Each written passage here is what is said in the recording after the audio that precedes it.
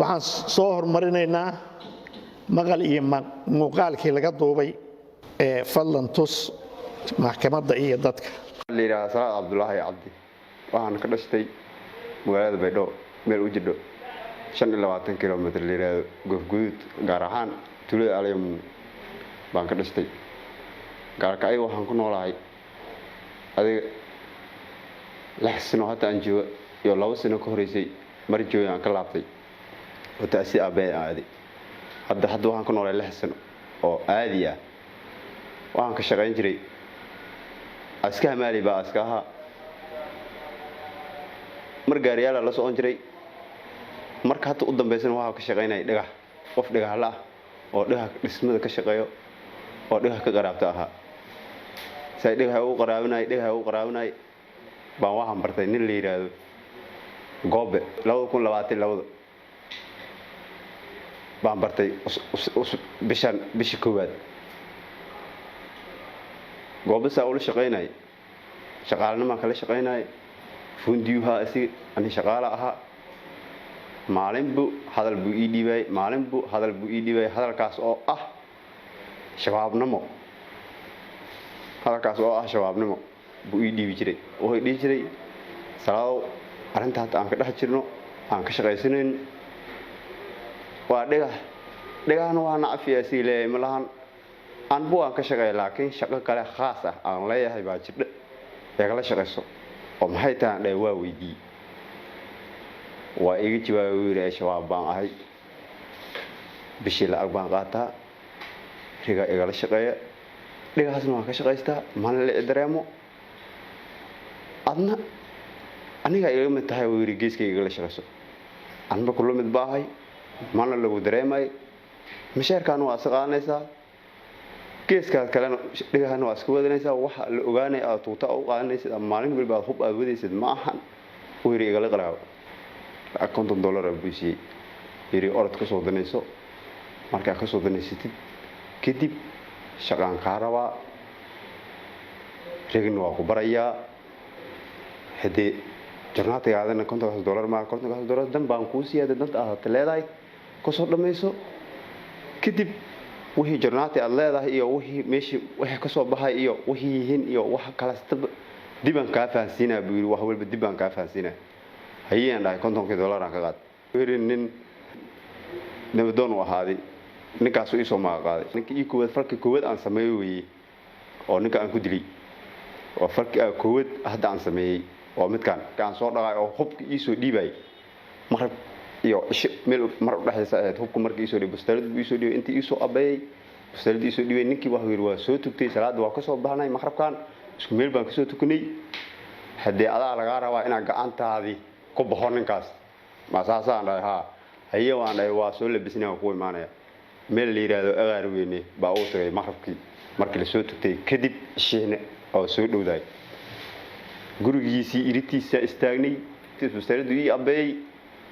baa halkaas ku taagtay wiil Salaad bustaladaas xilligaas habad way ku jirtaa gacantaada kaliya ay rabtaa buuri taagisteedii masaajidka al-Ma'muur xafada garsoor laanta koowaad hadda ninka waxa yiri ninka aad dilin oo aad fafakkeentida astaafsid oo aad tiraahdo ninkan naftarkaas buu u sheeg falkaas tiraahdo ninkan uu dhimanaya adna waa dhimanaysaa buuri maana dad ba kala socdaada arkayn ay fahansanin xilligaas uu yiri bahashaas qaado falkaas ninkan waa joo hadda masaajidka dhaxdiisa agashida ku soo weydid waa waxa lagu haysto maahan buu yiri waxa lagu haysto maahan ninkii arkay ka soo laabtay hadda istiraadin adaa naftaada ku weynay buu yiri ninkan aan waa dilinaya mar walba ninkii anoo sii socdo masaajidka u sii socdo masaajidkii baan oo galin masaajidka laab buu leeyahay dhan geerishka ka soo marta wada dhanna laamiga ay ku soo dhacday masaajidka qurux ka soo bax xageedii bay soo martaa mid qurux ka soo bax xageedaan soo maray luuq yara laamiga kaga soo dhacay laamiga markaan ka soo dhacay soo leeyahay masaajidka aan soo aaday ninka oo dad la socdo baan arkay oo masaajidka soo baxay حبد بان قبسي حبد بان قبسي مدح حبد بان قبسي وعري حبدان ka dhuftay mid labaad inay ku dhacday ina agmartay meeshii kale waa qarqaraani tii kood markaan ku dhuftay tan labaad ani maska fiican mayn waa isku tuuray kaliya laba habaan tuuray sideed ina ku dhacday ina agmartay ina madaxa u dhacday ina feera u dhacday ina loosh u dhacday meeshii kale laakiin tii hore madaxa u dhacday goolkan ii koowa waa mushinkan ii koowa waa shabaabnimo markii aan koowaad alle dhaho shabaab noqo ninkii ii koowaad aan gacanta ku baahan waa ninkii shabaabnimo magaciisa ii soo qaaday ii soo qaaday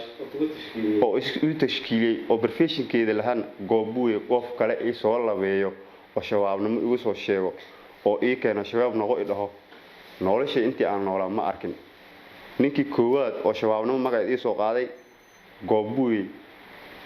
midkii koowaad aan gacanta aan ku baxon waa ninkan ma ku soo wareegin markii aan la isoo qabtay odayga dhintay ma ku soo wareegin marka 20 cisho ama bil laguma joogo waqti aan la isoo qabtay bilba ma dhum inta odayga dhintay iyo inta aan gacanta laga soo dhigay oo ciidanka gacanta laga soo dhigay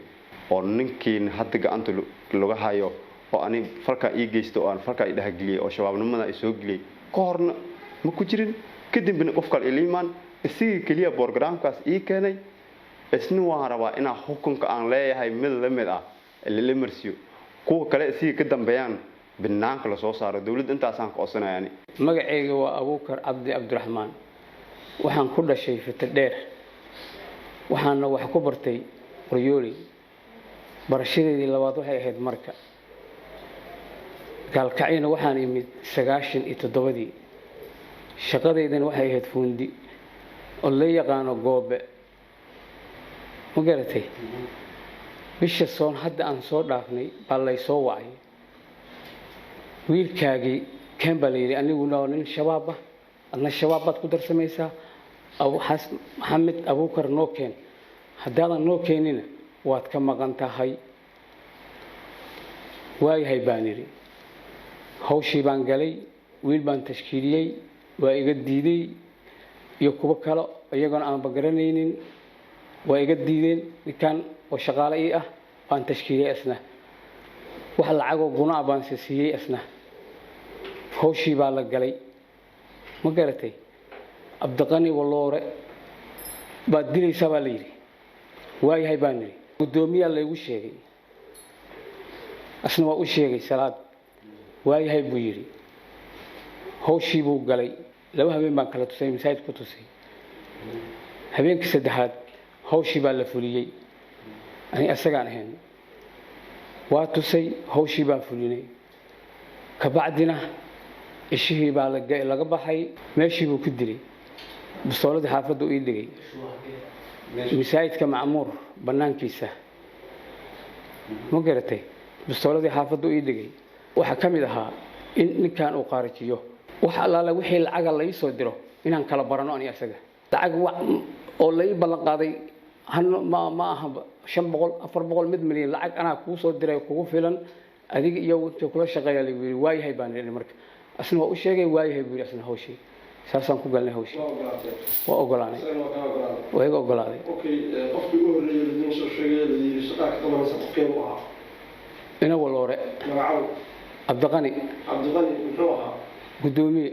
ma taqaanaa wax badan fahmaan u taqaan hore baan u garanay hore u taqaan xaafad xaqiiq waa jiray de garsoor ma dars baa ahayd dars ma ahayn laakiin anigu garsoor oo dhan baa aan ka ahay sagal si fiican u taqaan garsoor oo dhan baan ka ahay okay Abdaqani maadaama aad taqaanay gudoomiyada lagu sheegay salaad seef barta Abdaqani ya salaad Abdaqani seef barta salaad laba habeen baan tusay baan ku laba habeen waxa ka tusay masaajidkan ku tusay masaajidka Macmuur masaajidka Macmuur xafadii ku yaala garsoor okay laba habeen baa Abdaqani salaad tusay kadib maxaa xigay kadib hawshan la qabtay operation dilka la qabtay yaa la dilay isaga waa kuma salaad ninka la dilay waa kuma waa Abdaqani Waloore عبد الغني والله محل مدير gudoominimo دومينيمو آه. وحي لو استعمال متوها oo asaga shaqadiisa ahaan ما waxa uu استعمال نوعها bistoolad bay ahayd والصوت هاي كانت bistoolad ani asaga naga dhaxaysay أول ظهور ولا هاي salaad أول ظهور وهايسي ani asaga naga dhaxaysay horey ba u haysanaa أوكي حاجة اللي كنت مكان عبد الغني والله masaajidka مساعدك oo macmuur مساعدك معمور ومساعدك أكبر دنيا أول masaajidka macmuur baan ku tusay meeshaan lagu dilay أوكي أنا مساعدك معمور كنت كان كده may حبينا أتوسي سنين كان مساعدك ما كنت كتير annaga Soomaa ha مساعدك كنت كتير كان كبريس ani asaga البدن هنا ما كنت كتير laba weyn ha حبينا كل الدنيا كمان كنت كتير مساعد habeenkii lagu dugo oo la dilaya may banaankan ku sugnay بنان ha أوكي أديك المركب حاجة اللي كنت عبد الله مساعدك banaankiisa صلاة ده banaankiisa صلاة ده salaad cisha صلاة العشاء markii laga soo baxay كل صباح أنت كل على عبد الغني محمود ya أنت حرام عليه laba xabo واحد dambi inaan galay waa caddahay oon xalaal ahayn oo nijaaso xaaraan ah dawladda Puntland ayada gacanteeda ku jiraan wax walba iyada awoodaada anigu dalabkeygii sida iyadu jeceshay qofka dambi gala dambiisa iyadoo mamnuuc ay tahay inaanu soo bandhigno maadaama ay dadkii dad ehel yihiin inaan ku qancino aan u soo bandhignay waxaan ku dhawaaqaya garsoor Cabdiweli maanta ay taariikhdu tahay 13 bishii 12aad 2022 waxa fariistay maxkamadda darajada koowaad ciidamada qalabka sida dambiyada culus mudug iyo cayn oo fadhigooda u leeyahay uu heliyo xalaaliye gaashaanle Awil Warsame Maxamed iyadoo u fariistay kiis ciqaab ah oo loo haystay eedaysanayaasha kala ah kow Abuukar Cabdi Cabdiraxmaan Sheekh Suufi ina Khadiijo Barre 52 jir Salaad Maxamed Cabdi ina Xamiido Cabdinuur 28 jir kuwaasoo ku eedeysnaa inay dileen ex nabadoon Cabdiqani Xasan Xuseen Walloore asbaabta xukunka maxkamaddu markay aragtay gal dacwadeedka CID-da maxkamaddu markay aragtay eedda xeeraanta iyo soo gudbinta gabagabadeeda maxkamaddu markay aragtay difaaca qareenka maxkamaddu markay aragtay isdifaaca eedeysanayaasha maxkamaddu markay aragtay kufishinka qiraalka ah ee eedeysanayaasha uu ka qoray garsoore hortiis maxkamaddu markay aragtay cadeymaha maqalka iyo muuqaalka ah xukun maxkamadeed shawr maxkamadeed kadib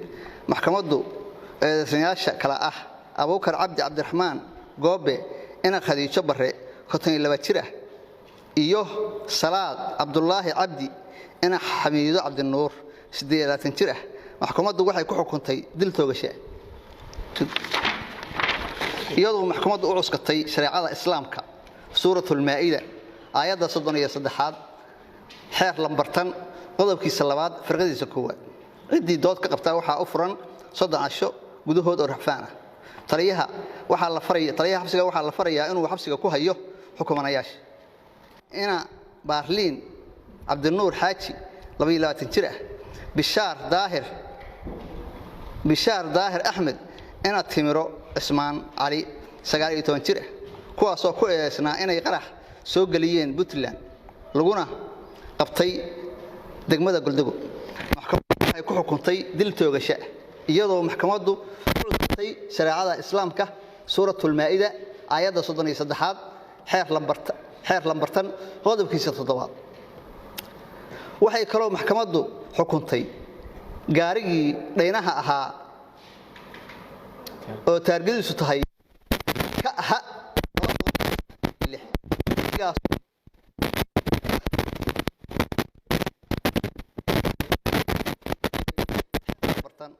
cidii dood ka qabta waxa